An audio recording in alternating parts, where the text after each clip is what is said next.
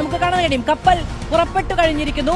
അത് ശ്രീലങ്കയെ ചുറ്റി വരുന്ന കാഴ്ച നമുക്ക് കാണാൻ കഴിയുന്നുണ്ട്. ഇവിടേക്ക് എത്തുമ്പോൾ വരുന്നുണ്ട് മാർക്ക് 48 ഓട്ടോ വരുന്നുണ്ട്. അവിടെ ഇവിടെ അപകടമുണ്ടായി കഴിഞ്ഞിരിക്കുന്നു. ആ കപ്പൽ അല്പസമയത്തിനകം തന്നെ താണു പോകുന്നത് കൂടി നമുക്ക് കാണാൻ കഴിയും. ഇതാണ് യഥാർത്ഥത്തിൽ സംഭവിച്ചത്. റിപ്പോർട്ടർ ചാനലിൽ വന്നൊരു ന്യൂസാണ് ഈ കാണുന്നത്. അതായത് ഈ വാറിനായിട്ട് സംബന്ധിച്ചിട്ടുള്ള ന്യൂസാണ്. അവർ കാണിക്കണ നോക്കി റേറ്റിംഗ് കൂട്ടാൻ വേണ്ടി ഒരു പരിപാടി ആനിമേറ്റ് ചെയ്തൊക്കെ കാണിച്ചു തന്നിട്ടിരിക്കുക. എൻ്റെ പൊന്ന് റിപ്പോർട്ടർ ചാനൽ, ഇതിൻ്റെയൊക്കെ വല്ല ആവശ്യമുണ്ടോ? ഒരാവശ്യമില്ലാത്ത കാര്യങ്ങളൊക്കെ ചുമ്മാ ആനിമേറ്റ് ചെയ്ത് കാണിച്ച ആൾക്കാരുടെ റേറ്റിംഗ് കൂട്ടാനുള്ള പരിപാടിയല്ലേ?